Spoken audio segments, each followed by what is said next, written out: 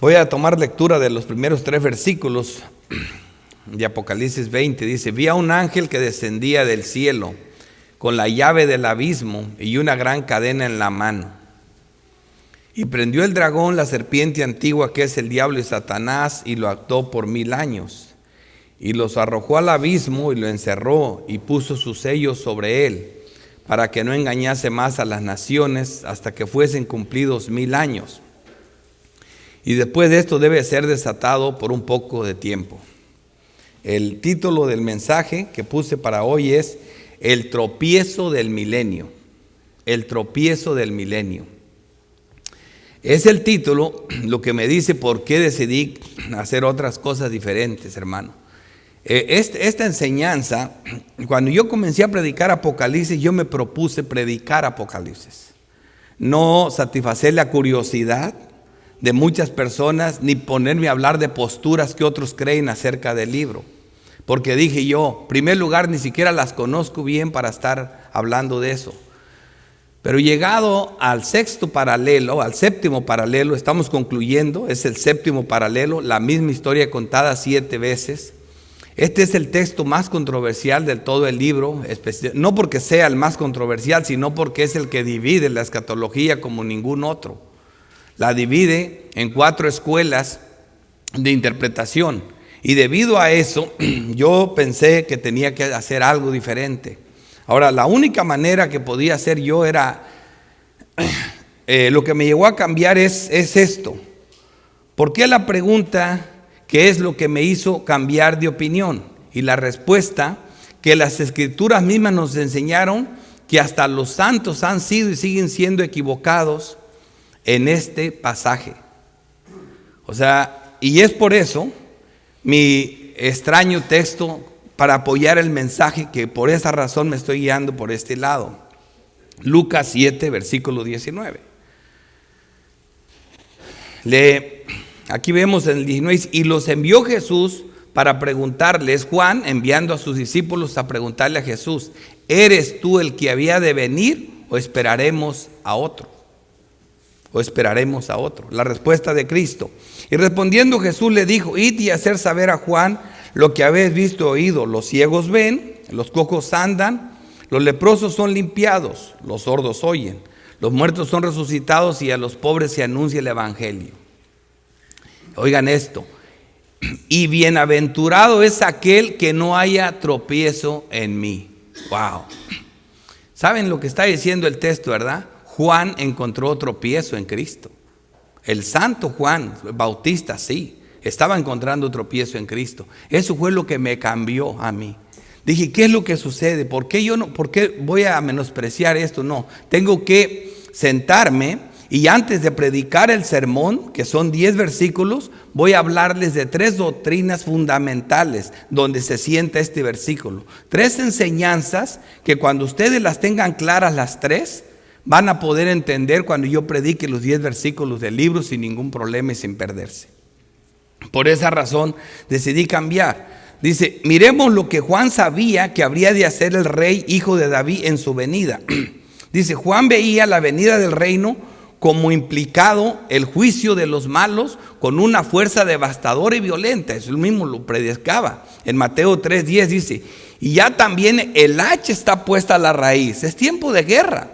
Dice, los árboles, por tanto, dice, todo árbol que no dé buen fruto, ¿qué? Será cortado. Dice, y echado en el fuego. Así que Juan quería ver a Herodes en el fuego. ¿Me entienden? A ese hombre que lo tenía preso injustamente. Dice, ya la verdad os bautizo en agua para arrepentimiento, pero el que viene tras mí, cuyo calzado no soy digno de llevar, es más poderoso que yo. Él os bautizará en Espíritu Santo y fuego otra vez. Y dice, su aventador está en su mano. Un aventador es como una herramienta, como si fuera un trinchete, algo así, donde aventaban el trigo así para arriba para que se fuera limpiando. O sea, está hablando en términos de agricultura. Su aventador está a su mano, está limpiando su era y está recogiendo su trigo en el granero y a quemar la paja en fuego que nunca se apagará. Este era el concepto que Juan tenía, el que estaba anunciando de este reino. En este contexto que el mismo Jesús vino predicando tanto la cercanía del reino como luego la venida real del reino. Y esta es la confusión en muchas personas. Por ejemplo, la cercanía del reino en Mateo 4:17. Desde entonces comenzó Jesús a predicar y a decir: arrepentíos, porque el reino de los cielos se acerca. Pero vemos la venida real que en Mateo 12, versículo 28 dice: pero si yo por el Espíritu de Dios echo fuera a los demonios, ciertamente ha llegado. Ese reinado que se acerca ha llegado a vosotros. ¿Quién? El reino de los cielos. El reino de los cielos. Porque ¿cómo puede alguno entrar en la casa del hombre fuerte y saquear sus bienes si primero no lo ata? Entonces podrá saquear los bienes. Una de las cosas que tenía que ocurrir cuando viniera el reino, tenía que ser saqueado Satanás, derrotado. Y fue lo que Cristo hizo en su primera venida. Así que, hermanos, no es fácil entender esto como introducción solo hasta aquí. Estamos hablando que por un lado Cristo, Dios reina siempre. Siempre ha reinado en toda la existencia. Pero la Biblia habla de la venida de un reino, el establecimiento de un reino. Y la Biblia habla de que estamos viviendo bajo el reinado de ese reino prometido. Cristo está reinando ahora. Pero también la Biblia habla de la consumación de ese reino. Y ahí está la confusión. Tenemos que aclararlo esto, y por eso un bosquejo sencillo, 3 puntos: el esquema de los siglos, la importancia del reino y el día del juicio. Así lo vamos a ver. Comenzamos. El esquema de los siglos. Vamos a ver 3. Estamos hablando de las dispensaciones. Las escuelas de diferente interpretación ven muchos tipos de interpretación. Lo vamos a hacer lo más sencillo que podamos, ¿verdad? Las 4 escuelas de interpretación en cuanto a este texto. Por ejemplo, la perspectiva tan popular hoy, y solo es una de las 4 perspectivas que han sostenido y que sostiene el cristianismo evangélico, que es el premileniarismo dispensacional. Es una de las 4 posturas que este texto divide a la escatología. Estos creen esto, dividen esto en diferentes dispensaciones. Por ejemplo, ponen el tiempo de la ley, que es el Israel nacional, y luego dicen el estado de la gracia, un paréntesis a la edad de la iglesia, que es misterio de la iglesia gentil. Y luego ven una venida de un rapto secreto pretribulacional. Luego hay un periodo de la gran tribulación, y por otro lado Israel nacional sigue abajo, aquí en esto. Aquí solo está Israel porque la iglesia es raptada. Y en la gran tribulación la iglesia no está, pero Israel nacional sí. Cristo revelado en gloria, y luego viene un reinado de 1000 años. Esta es una escuela.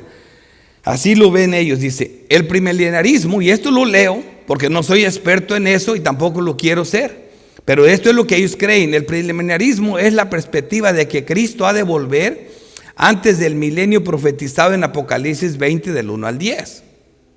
El término milenio simplemente es un periodo de 1000 años. Los 1000 años de Apocalipsis 20 es un tiempo en el que Cristo reina y Satanás es atado. Los premileniaristas afirman que esto significa que un reino personal y físico de Cristo en la tierra durará 1000 años literales después que regrese. Por eso se llama premileniarismo, porque primero viene Cristo y después los 1000 años. Cristo viene antes del milenio, ¿verdad? Entonces, luego sigue el premileniarismo histórico. Cree igual que eso, que primero viene Cristo y luego un reinado de 1000 años, el histórico. Ahora, ¿cuál es la diferencia? El antiguo pacto, el antiguo Israel, y luego viene la primera venida y resurrección de Cristo, pero él sí cree que el nuevo Israel y la iglesia son uno, los ve igual. También ve la edad del evangelio, ve que la segunda venida de Cristo es en gloria, no hay un rapto secreto. También cree que la iglesia pasará por la tribulación, pero después de la segunda venida de Cristo ve un reino de 1000 años, con el nuevo Israel y la iglesia igual, siendo lo mismo. Es la diferencia nada más. Pero también cree en un milenio después de la segunda venida de Cristo. Esta perspectiva sostiene en común con el dispensacionalismo una perspectiva preliminar del regreso de Cristo. El premileniarismo que se acaba de observar es la perspectiva que dice que Cristo ha de regresar antes del milenio profetizado en Apocalipsis 20 del 1 al 10. O sea, primero viene Cristo y luego el milenio. Entonces, las otras 2 tienen que ver con el amileniarismo tiene que ver con el después, ¿verdad? El amileniarismo es la postura que nosotros creemos, y hasta eso es un apodo. Amileniarismo nos tratan de decir, ustedes no creen en el milenio, son no milenio. Esta escuela enseña, dice, en consecuencia, que Cristo regresa después de que este milenio sea completado. O sea que primero viene el milenio y después Cristo regresa, es lo que creemos nosotros. Dice, a su regreso ocurre el juicio general, la resurrección general y el comienzo del estado eterno. Y las dispensaciones solo la clasifican en el antiguo pacto, y luego está luego la resurrección de Cristo. Entonces vemos la edad del evangelio y el milenio. Nosotros vemos, así lo vemos nosotros. Luego viene el regreso de Cristo y la introducción del estado eterno. Es todo lo que vemos. Pero está el posmileniarismo. El posmileniarismo, ellos miran esto así: el antiguo pacto, la resurrección de Cristo, y luego ven una persecución y humillación de la iglesia en este tiempo, de la edad de la iglesia, pero luego ven una exaltación y un milenio antes de que Cristo regrese. Ven el milenio en la tierra antes de que Cristo regrese, pero un milenio glorioso, no como el nuestro. Dice el regreso de Cristo y luego ya entra el estado eterno, igual que nosotros. Ahora, posmileniarismo, dice, como su nombre indica, enseña que Cristo regresará después del milenio. Pos es la proposición latina para después, en contraste con el premileniarismo que cree que esta gran edad de oro es producida por medios espirituales antes del regreso de Cristo. Así que estas son las 4 perspectivas de la escatología que han sido y son sostenidas históricamente por los cristianos evangélicos de la historia. O sea, tenía que explicarles eso. Prácticamente unos son premileniaristas y 2 son postmileniaristas. Unos creen que Cristo regresa, ¿verdad? Como vemos nosotros, y luego viene el milenio. Otros creen que Cristo regresa y antes de que regrese después del milenio. Eso es el post.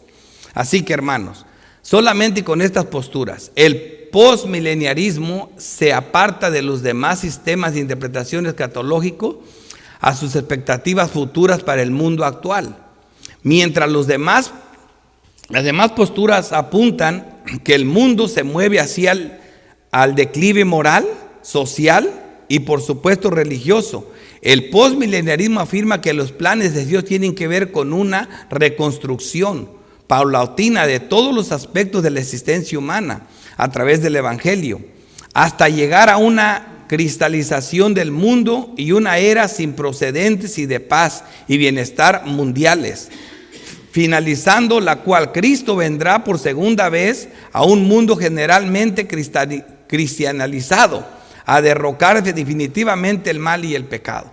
Esto es como una fantasía, un sueño, pero eso es lo que cree. Y lo leo porque eso es lo que estoy estudiando mucho del Sam Waldron, y así es como se define esta escuela. Así que las herramientas hermenéuticas a tomar en cuenta. Lo sugerido por Sam Waldron son 3 y son buenísimas las que él usa, que son las mismas que usamos nosotros, pero mira cómo las usa él. Dice: lo claro antes de lo difícil. Lo claro, hay que ver lo claro antes de lo difícil. Lo literal antes de lo figurado. ¿Me entiendes? Lo figurado no debe de hacer doctrina. Lo general antes de lo detallado.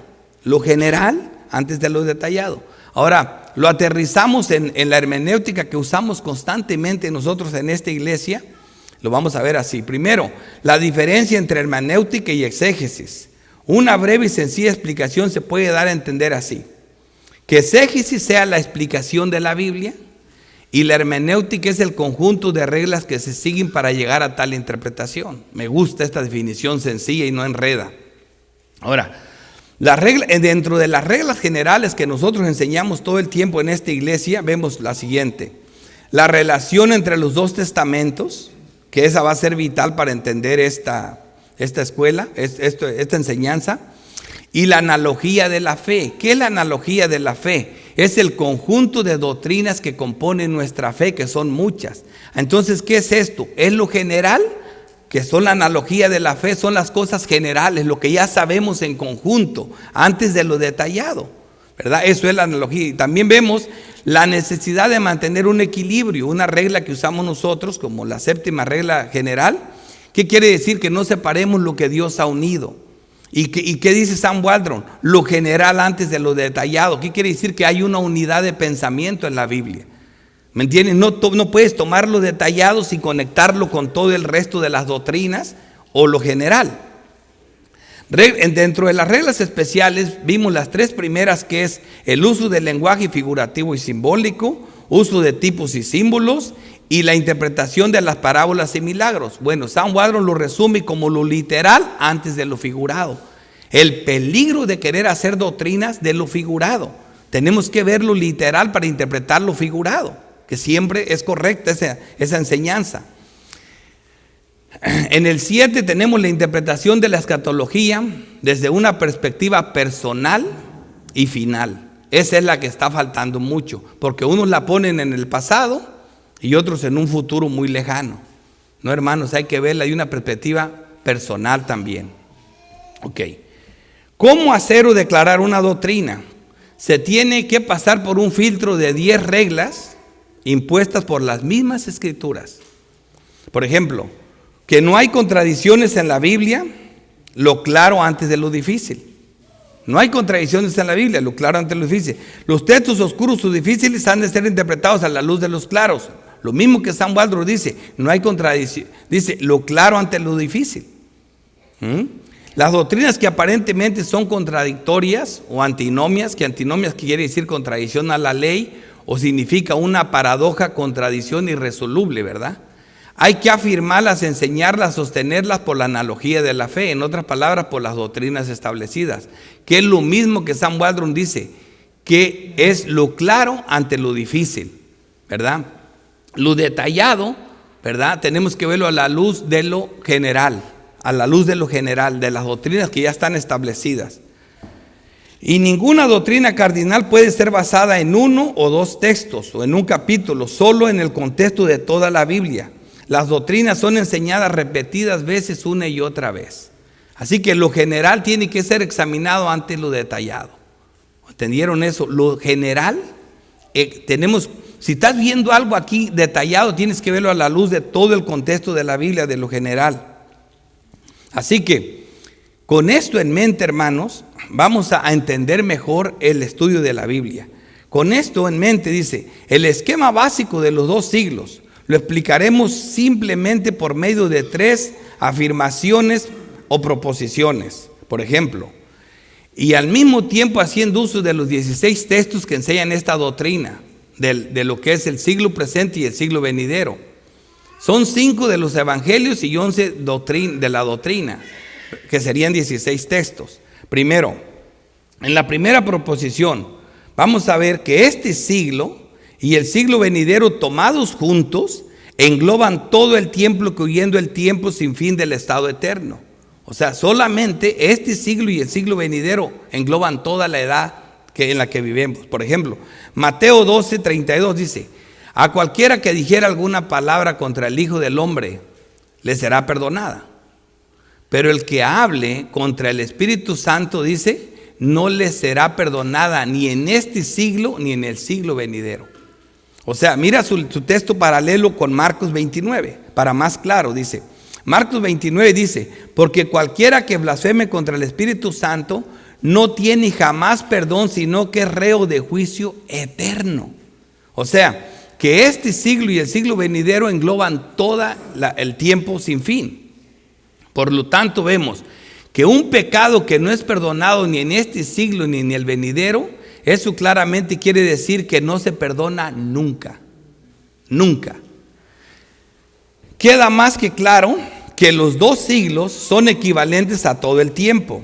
Los 2 siglos juntos engloban todo el tiempo, incluyendo el tiempo sin fin del estado eterno. Lo mismo vemos en estos 2 textos, por ejemplo en Marcos 10:29. Respondiendo Jesús y dijo, de cierto os digo que no hay ninguno que haya dejado casa o hermanos o hermanas o padre, madre o mujer o hijos o tierras por causa de mí del evangelio, dice, que no reciba 100 veces más ahora en este tiempo. Aquí está un contraste contra todas las actividades que hacemos en el mundo, como estas que vimos ahorita. Que no reciba más ahora en este tiempo, casas, hermanos, cosas que son de este siglo, hermanas, madre, hijos, tierra, con persecuciones que también son en este siglo. Y en el siglo venidero, aquí está el contraste, la vida eterna. En el siglo venidero, o sea, ese siglo no estamos introducidos todavía.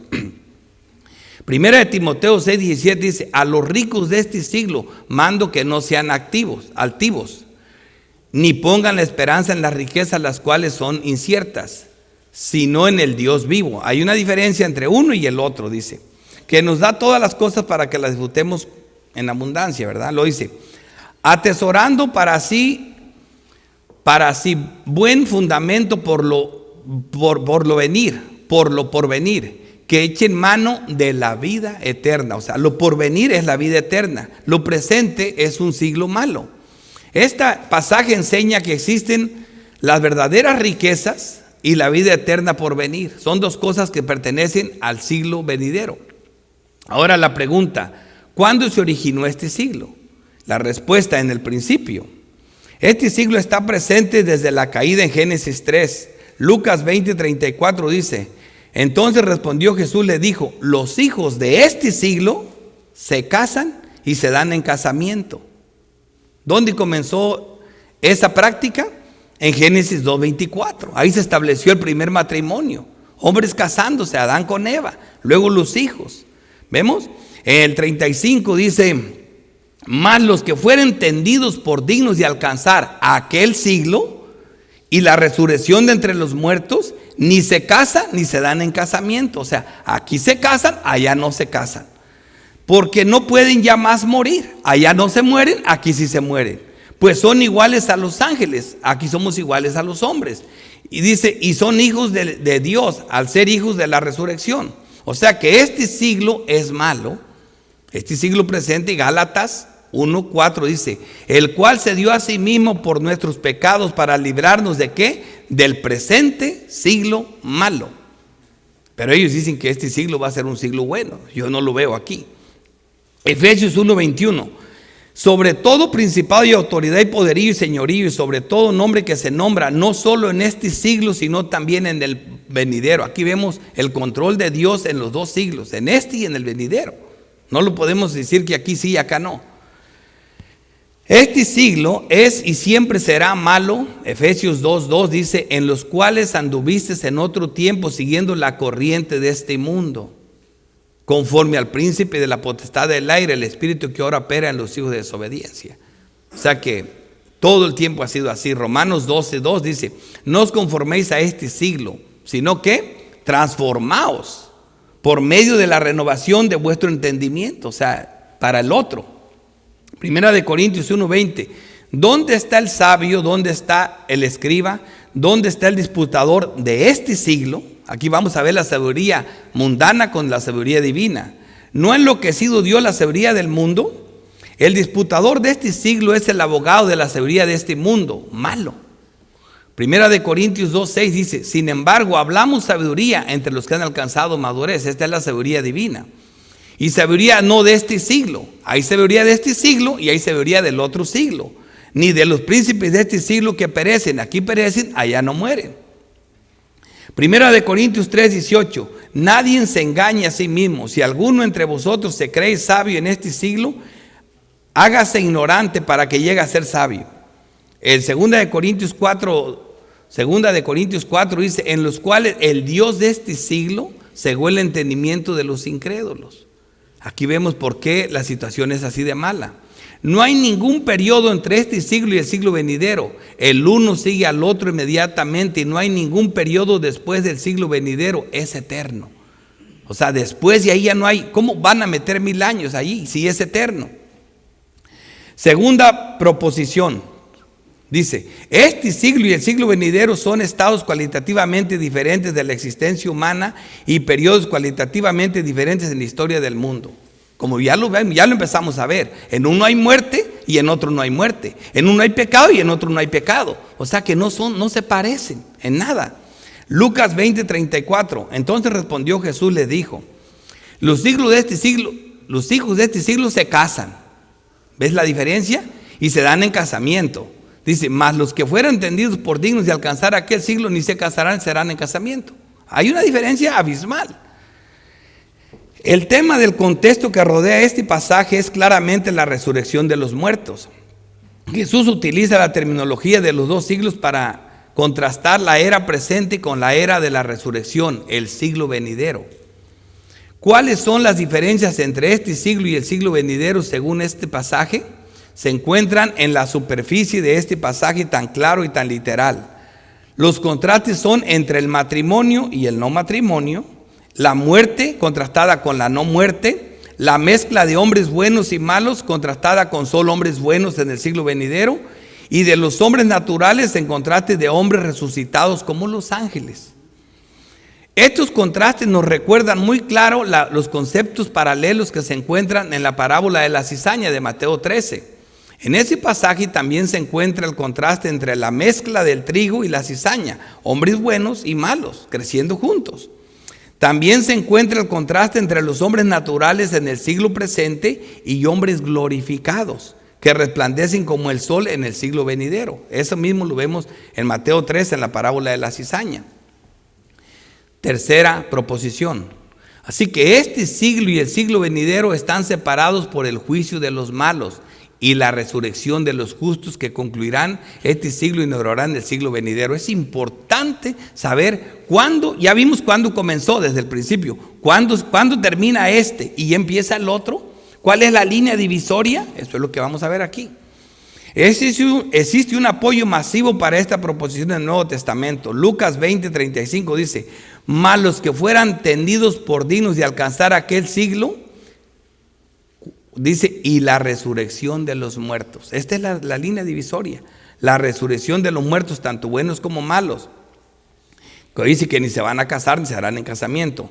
No obstante, cuando ocurre la resurrección, al regreso de Cristo.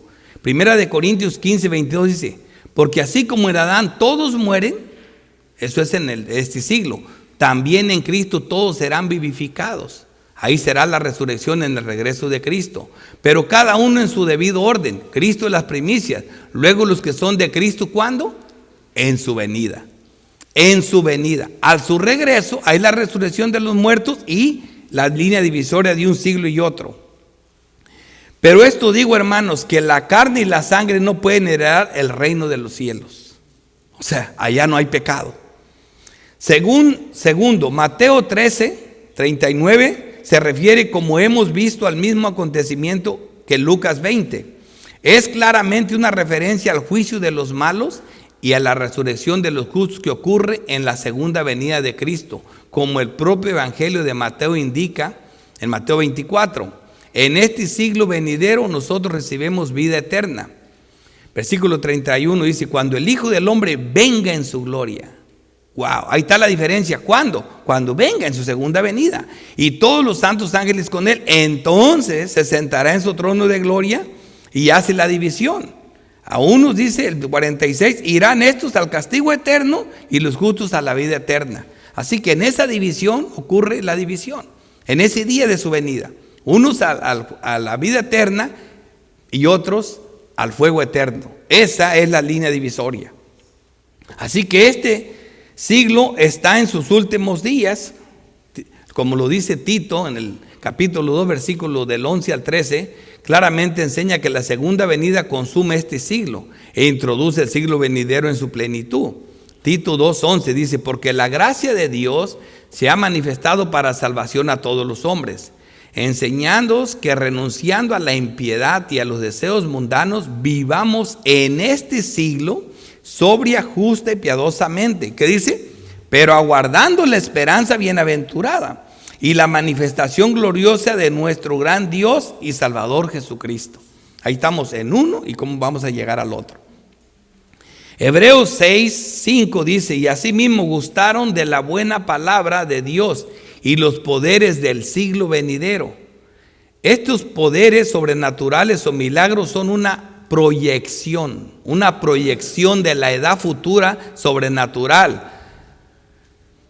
sobre o versus la edad presente. Es una proyección, es como un anticipo de lo que va a ocurrir en el siglo presente, en el venidero, perdón. Nuestra esperanza en este siglo presente es la aparición de Cristo. Mateo 28:20. Enseñándoles que guarden todas las cosas que os he mandado. He aquí yo estoy con vosotros todos los días hasta el fin del mundo. Estamos esperando eso. Su regreso corporalmente, Juan 6:39 dice, y esta es la voluntad del Padre, el que me envió, que todo lo que me diera no pierda yo nada, sino que lo resucite. ¿Cuándo? En el día postrero. En el día postrero. Ahora sí, hermanos, viendo este esquema así, cito las palabras mismas que usa el pastor Sam Waldron para explicar esto, el teólogo, porque es un teólogo. Vamos a ver dónde metemos el siglo, el dispensacionalismo. Dice, la doctrina de los dos siglos confronta el preliminarismo con un dilema imposible. Oigan esto, ¿dónde podrá el preliminarismo, el milenio, dentro del esquema de los dos siglos? ¿En este siglo o en el venidero? No puede ponerlo en este siglo. ¿Por qué no? Porque según el preliminarismo, el milenio ocurre después de la segunda venida de Cristo. Y este siglo concluye con la segunda venida de Cristo. Y ustedes vieron todos los textos que traje para probar ese punto. Entonces, sin embargo, tampoco puede ponerlo en el siglo venidero, o el posmileniarismo. ¿Por qué? De nuevo, pregunta. Porque ningún hombre impío no resucitado permanece en el siglo venidero. Ya vimos que aquí impíos, allá puros santos. Aquí muerte, allá vida. Aquí se casan, allá no se casan.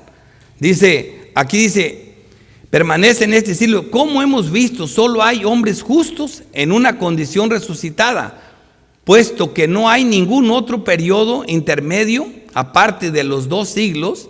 El preliminarismo no se puede conciliar con el esquema bíblico de los dos siglos. Aquí lo quebramos la primera. Nuestro segundo encabezado, que ya me relajo un poco más porque es mucho material. Pero hermanos, cuando yo llegue a predicar, la predicación es sencilla. El problema es desenredar lo que otros han hecho con esta escatología. Ese es el problema. Así que la otra doctrina importante es la importancia del reino. La importancia del reino. ¿Cómo vemos el reino?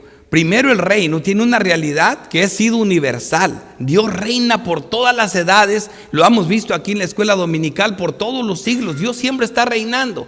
Pero se comienza a hablar ¿de qué? De la venida de un reino. Y por otro lado se habla de la consumación de un reino. Así que hay que desenredar esto un poco. La importancia de la venida del reino de los cielos es de tal importancia que la misma Biblia podría ser definida como el libro de la venida del reino de Dios. El concepto más amplio de un reino universal de Dios. Primero lo vamos a ver en el concepto del reino. El concepto que uno tiene del reino de Dios influenciará el entendimiento para que uno tenga de este asunto. Por ejemplo, el concepto del reino. ¿Es un reino o un ámbito? Las dos cosas.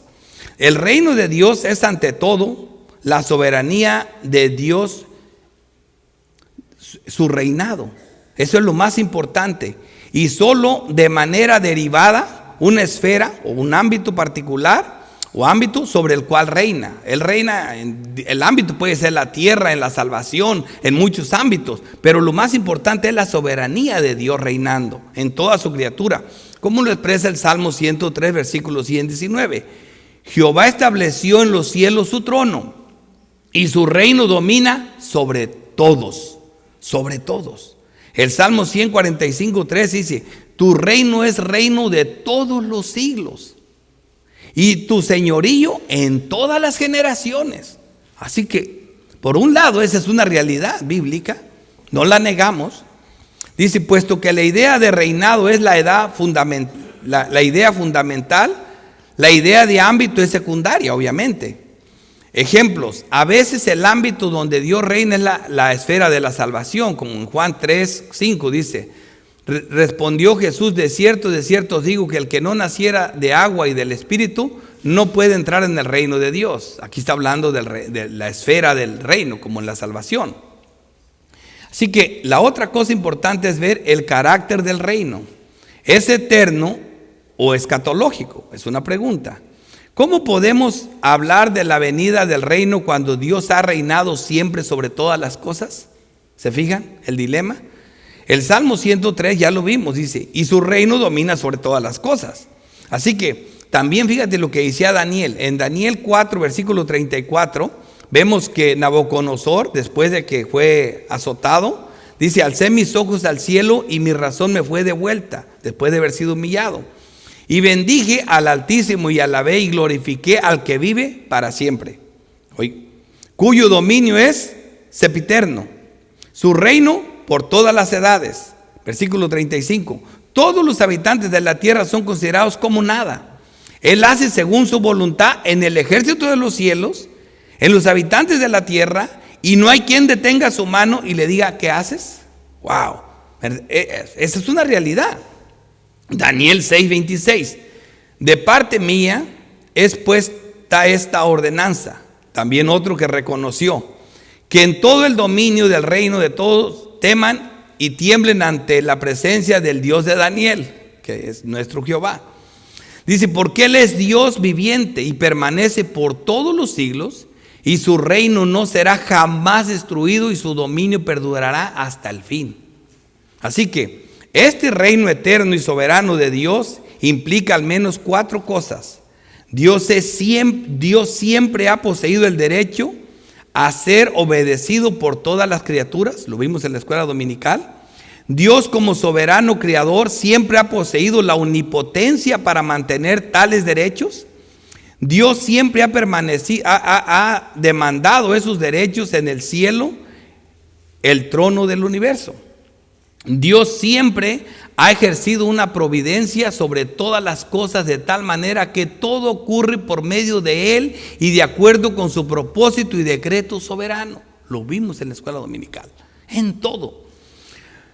Por lo tanto, el reino de Dios es también escatológico. Vemos aquí, mientras que Dios siempre ha reinado en los sentidos citados anteriormente, no obstante, el hecho del pecado, oigan eso, el hecho del pecado y la derrota necesaria de las fuerzas del mal hace necesario la oración de Cristo que nos enseñó, venga tu reino. Estamos esperando un reino que le ponga fin al pecado, ¿verdad? El reino de Dios es por consiguiente también la meta escatológica de la historia.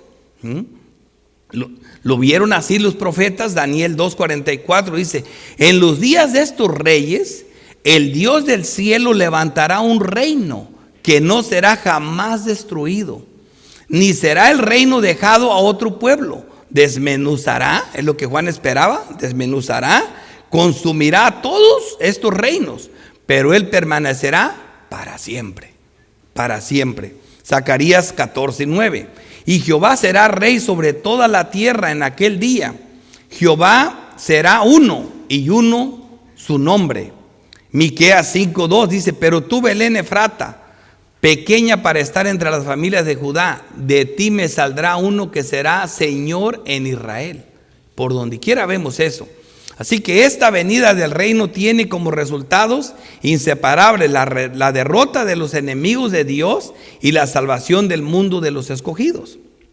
Primera de Corintios 15:21 dice, porque por cuanto la muerte entró por un hombre, también por un hombre la resurrección de los muertos. Porque así como en Adán todos mueren, también en Cristo todos serán vivificados.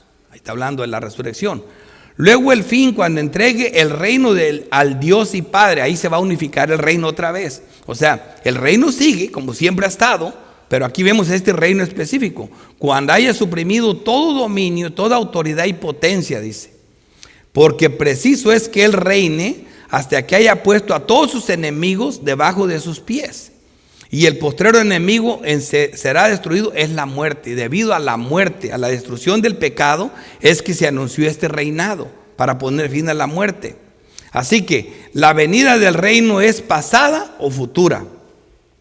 La venida del reino es futura, espera el regreso de Cristo en gloria, es una enseñanza real, como lo vemos en Mateo 5:3, dice, bienaventurados los pobres en espíritu, porque de ellos es el reino de los cielos.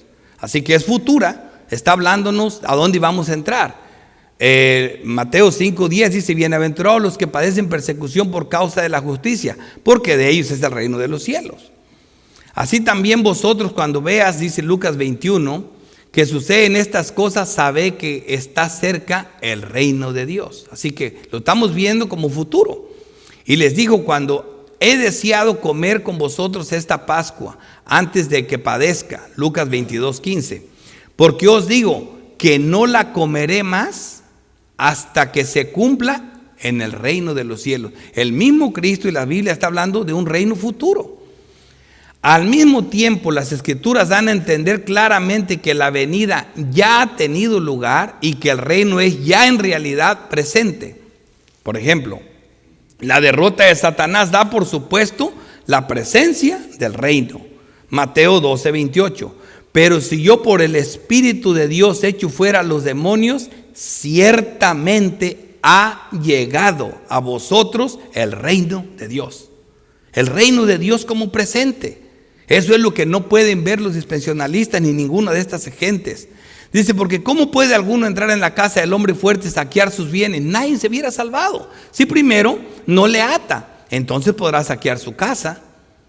Ahora, Colosenses 2:15, la doctrina nos lo dice así: que en la cruz, despojando a los principados y a las potestades, los exhibió públicamente y triunfando sobre ellos en la cruz. O sea, ahí fue que la derrota al diablo, y ahí se introduce la venida del reino. Así que las enseñanzas del reino da por supuesto la presencia del reino. Eso que ni qué, dice Lucas 16. La ley y los profetas eran hasta Juan. Desde entonces el reino de Dios es anunciado y todos se esfuerzan por entrar en él. Aquí está la presencia del reino. Mateo 11:11 dice: de cierto os digo, entre los que nacen de mujer no se ha levantado otro mayor que Juan el Bautista, pero el más pequeño en el reino de los cielos mayor es que él. Wow, hermanos, qué privilegio tan grande. Mira, cuando se habla de Juan el Bautista, que de entre los hijos de mujer nadie es más grande que él, no solo se está refiriendo a la persona de Juan, que era un santo mejor que ninguno. Sin embargo, se refiere al más grande de los profetas. Juan es el más grande de los profetas que ha habido en la historia.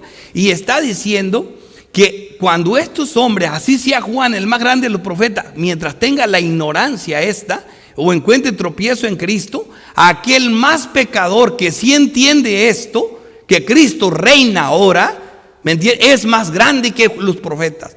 Porque ellos quisieron ver, los ángeles quisieron ver lo que ahora tenemos. ¿Por qué te cuesta tanto creer que Cristo reina ya ahora?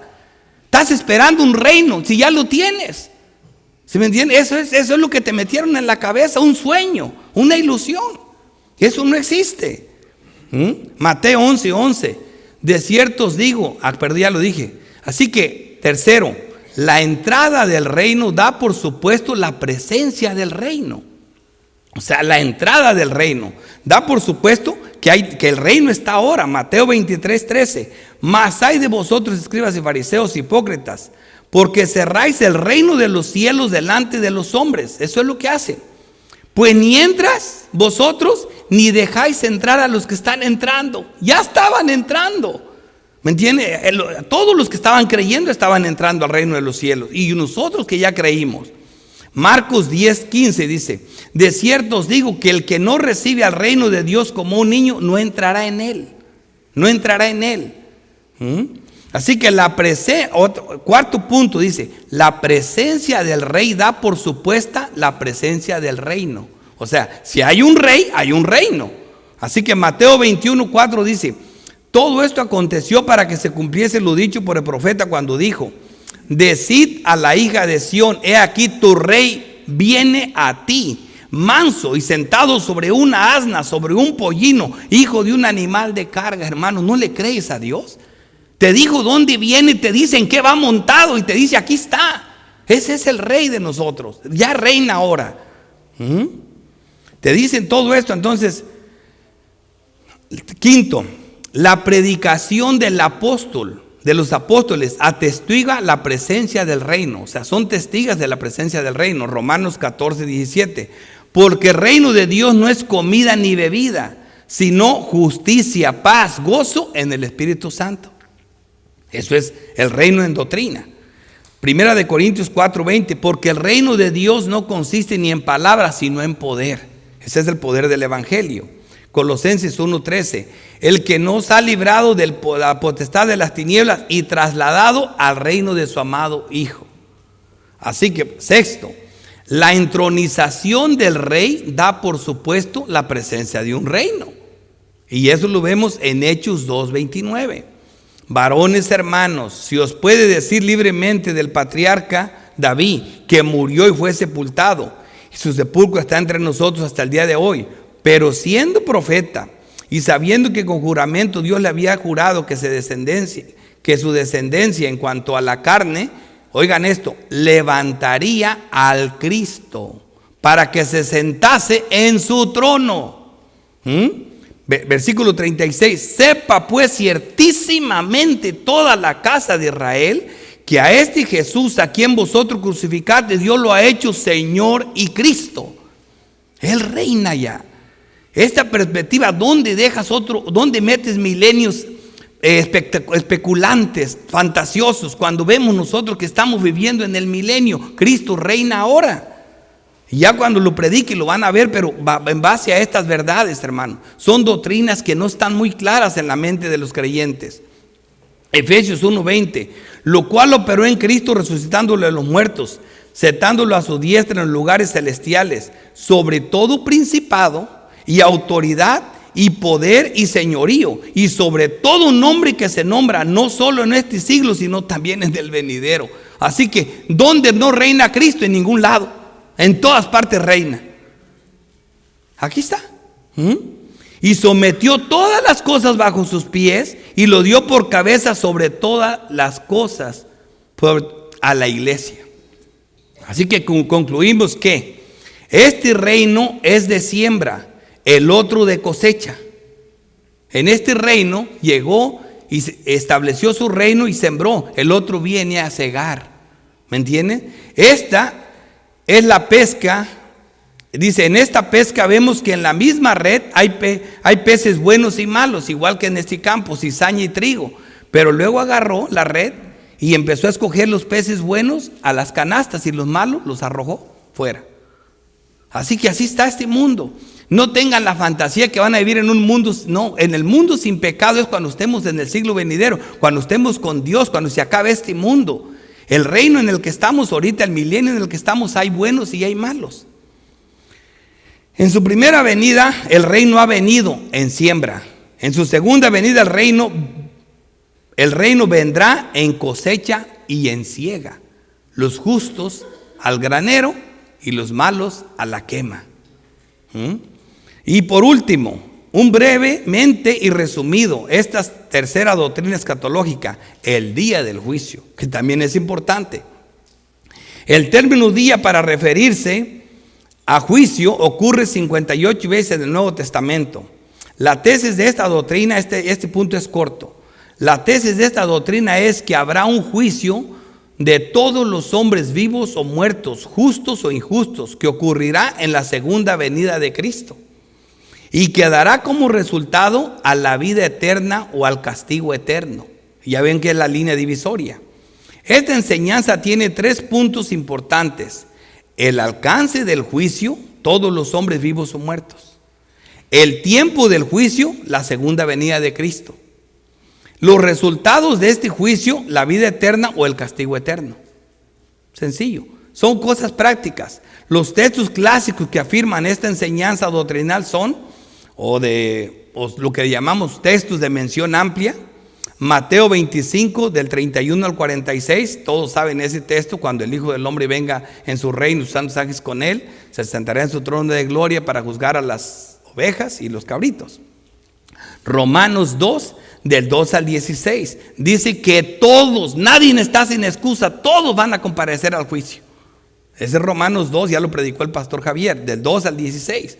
Y el otro, segunda de Pedro 3, del 1 al 18, que nos habla de ese juicio que concluirá con ¿qué? Con la tierra quemada, todo destruido, con el estado eterno, no con un milenio que va a comenzar de ahí para adelante a reinar. Eso no existe, hermano, es una fantasía. No está en las escrituras, no está. Y todavía no predico, solamente les estoy mostrando 3 doctrinas importantes, 3 doctrinas clásicas que tenemos que tener claro. El esquema de los siglos, vimos la de la resurrección que estamos viendo aquí y la del reinado. Es que el reinado, como ya les dijimos nosotros, Dios ha reinado siempre. Entonces, ¿cómo se comienza a hablar de un reino que viene, de un rey que viene? Viene a destruir el pecado, ¿verdad? Y ese rey, que es Cristo, reina ahora, subió a los cielos y está sentado en la presencia de Dios. Todos los credos decían eso. Está reinando, intercede por su pueblo. No, y la Biblia nos dice claro que todo lo que ocurre en esta tierra tiene como propósito la soberanía de Dios. Vimos clarito lo que estamos viendo ahorita, la providencia de Dios, el decreto de Dios. Dios controla sobre todo. Entonces, ¿por qué es tan difícil querer algo así? Los 3 pasajes principales del Nuevo Testamento afirman claramente que el tiempo del juicio venidero es la segunda venida de Cristo. Los resultados del juicio venidero son vida eterna y castigo eterno.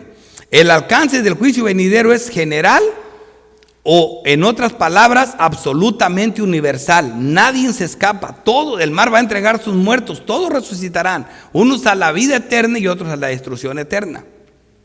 Son lo suficientemente claros cuando se les considera separados el uno del otro, ¿verdad? Dice, cuando se les considera juntos y en conjunto, los otros, muchas referencias al juicio general del Nuevo Testamento, dice, son absolutamente concluyentes a favor de un juicio general en la segunda venida de Cristo que marca el comienzo del estado eterno. Marca el comienzo del estado eterno. Según esta enseñanza, no hay lugar para un reino milenario habitado por hombres naturales, subsiguiendo a la segunda venida de Cristo. ¿Dónde lo metemos? No hay lugar. Puesto que toda forma de preliminarismo requiere este tipo de reino, porque así lo anuncian ellos, el preliminarismo no puede ser reconciliado con esta estructura absolutamente fundamental en la enseñanza bíblica sobre las últimas cosas, concluyendo su propia doctrina del juicio final, que es una fantasía. Hermanos, me carrerié. Tenía presión por lo que iba a enseñarles, pero estas 3 doctrinas, estas enseñanzas básicas, tienen que estar claras en su mente cuando yo venga y predique este hermoso porción de las Escrituras, que es muy conocido para nosotros porque es un paralelo más de lo que ya vengo predicando. Este es el 7º paralelo. Y ahora lo van a entender que la confusión es, ¿por qué? Porque la gente hace literal un lenguaje que es figurado, como lo vimos al principio. ¿Cómo vas a hacer literal un lenguaje que es figurado? Dice, vi a un ángel que descendía del cielo con la llave del abismo. ¿Te imaginas? Una llave y una gran cadena en la mano. ¿Cómo vas a atar al diablo con una cadena? ¿Me entiendes? Dice, y prendió al dragón, la serpiente antigua, que es el diablo y Satán, y lo ató por 1000 años. Así que tenemos que empezar a entender este lenguaje que figurativo. El mejor ejemplo que yo les ponía de la atadura del diablo, y eso es para ilustrar, no para interpretar, es lo de Job. Por ejemplo, cuando vemos a Job, vemos que Satanás llega y reta a Dios prácticamente acerca de Job. Le dice, mira, la razón por la que Job te sirve fielmente es porque la Biblia dice que lo tiene rodeado. Por donde quiera que le quiero tocar, no me dejas. Dice, Satanás reconoció que estaba rodeado. Dice, no le puedo tocar ni una vaca, ni un asno, nada, ni una gallina, nada de él lo toco. Dice, así que no te va a servir. Pero quítale la cerca y vas a ver si no te maldice. ¿Y qué hizo Dios? Lo desató al diablo. Estaba amarrado, no podía tocar a Job. Entonces Dios lo ató, está atado, pero le soltó la cuerda. Órale, ve y toca todo lo que tiene, pero no toque su vida. Así que la cuerda se extendió, pero la cuerda tenía un límite. No toque su vida. A él no me lo tocas. Ahora Satanás fue y arrasó con todo lo que tenía. Y ve el poder del diablo, hermano. Fue capaz de agarrar el viento frío, el viento caliente, y dirigir las corrientes y llegar a la casa y hacer un remolino y matarle todos los hijos. Destruyó todo su ganado, acabó con todo. Se dejó la mujer, pero eso para usarla en el segundo ataque. Porque él sabía que la mujer siempre me ha servido, esta vez la voy a usar. En el segundo ataque le dice, bueno, el hombre da todo por su vida. Me ganaste porque no me dejas tocarlo a él. Déjame tocarlo a él. ¿Y qué hace Dios? Le extiende la cuerda. O sea, siempre esa es la atadura. Solamente Dios dice, ¿sabes cuál fue la cuerda que le extendió? Job, ahí lo tienes, pero no lo mates. Hazle todo lo que quieras. Esa es la cuerda. Eso es lo que ata a Satanás, la palabra de Dios. Hasta aquí llega el orgullo de tus olas. Esto. Y ya entonces llega Job y lo hace ver el diablo a Job, lo hace ver como que realmente nunca va a vivir. Su piel se ponía negra, llena de gusanos, apestaba. Él nunca pidió, Señor, sálvame. No, al verse ya sabía que estaba muerto. Él quería que ya llegara la muerte. Estaba en un estado terrible. Pero Satanás no podía tomar su vida, porque Dios es el que lo controla siempre. Ese es mi punto, es una ilustración. La atadura del diablo es simbólica. ¿Sí me entienden? Dios lo engañó. Ahí mismo, ¿para qué? Para que no engañes a las naciones. O sea, Satanás no puede parar el progreso del evangelio. Satanás no puede engañar a los santos. Al resto del mundo sí los engaña. Él es el que los engaña. Pero a los santos no puede engañarlos. No nos puede engañar, hermanos. Con esto concluyo. Vamos a orar.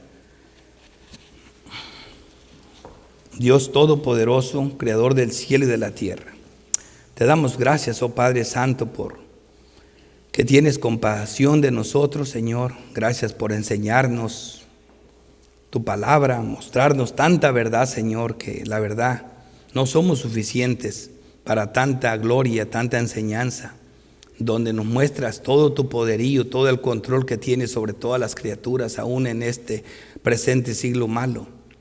Gracias, oh Dios, por Cristo Jesús, por guardarnos de todo este mal, porque nos bendices, nos ayudas, porque nos das tu palabra, nos das esta iglesia. Sabemos que estás con nosotros todos los días hasta el fin del mundo. Gracias por que nos bendices, porque nos guardas y porque tú reinas. En Cristo Jesús te damos las gracias. Amén.